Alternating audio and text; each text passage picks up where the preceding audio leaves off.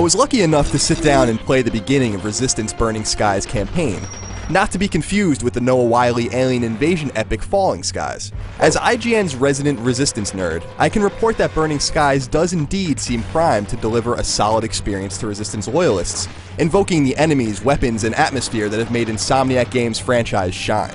And while Burning Skies unequivocally lacks the polish and quality of an Insomniac title, developer Nihilistic Software is nonetheless doing a nice job of capturing the essence of the series. Thank you, thank you. Oh, and we got to play some multiplayer too. Stand by for more on that a little later in this video preview from IGN PlayStation boss man, Greg Miller. Burning Skies begins in the late summer of 1951, in between the events of Resistance Fall of Man and Resistance 2. The main character isn't Nathan Hale or Joseph Capelli, but an all-new protagonist, an FDNY firefighter named Tom Riley. Responding to what appears to be a routine fire in Staten Island, Riley quickly realizes that there's much more going on here than meets the eye. What the f? Wielding at first only his trusty axe, Riley cuts down Chimeran hybrids as he struggles through the fire, back outside, and into the fray on the streets. The Chimeran invasion of North America has begun in earnest. Playing a first-person shooter on a handheld with 2 analog sticks is a surreal experience. Other than the Resistance license, this is perhaps the single greatest thing Burning Skies has going for it.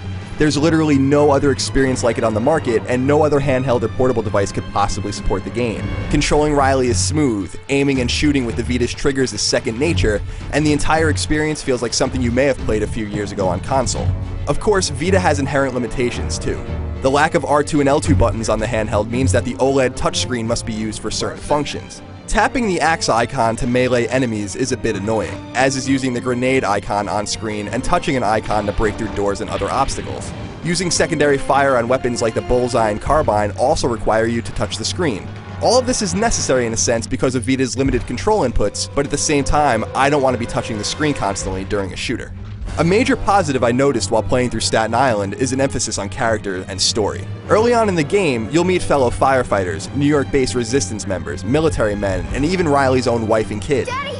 The latter encounter is especially telling since Riley wants to continue the fight for New York in lieu of escaping to safety with his family, speaking volumes about his dedication to the greater cause and stressing his selflessness. Resistance fans like myself can expect to find both old and new enemies and weapons alike.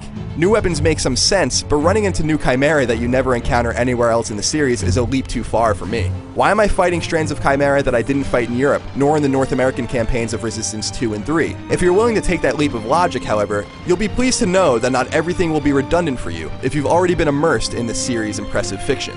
Burning Skies totes plenty of intel to find in the environments, requiring exploration, though I didn't run into any firsthand. Burning Skies also has its own roster of trophies, which I took a peek at. This roster seems like it will be exponentially easier to platinum than Resistance 2 and 3, which is good news for trophy hunters out there. I also really like the in-game trophy list, which shows you how far along you are in achieving certain trophies, such as ones that require certain amounts of kills, weapon upgrades, and the like.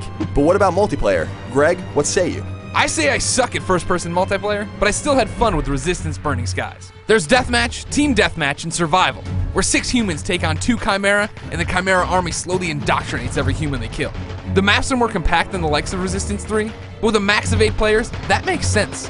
What I really liked was the experience model, and how I used the points I earned to unlock guns and mods as I played. Yeah, I know that's normal on consoles, but having a first-person shooter sweet on a handheld is pretty cool. However, I echo everything you said about controls, Colin. Maybe I'm just old-fashioned, but trying to tap the screen to mark an enemy for the bullseye during a multiplayer firefight was tough, and tapping the back screen twice to run really didn't feel natural. Maybe these will come to me after some time with the single-player campaign, but who knows? Colin, you sexy chimera-killing beast, take me home! Thanks, Greg. What do you think of what you've seen of Resistance Burning Skies? Let us know in the comments below, and then keep it tuned to IGN Vita as we gear up for Burning Skies release in late May. You better get over there.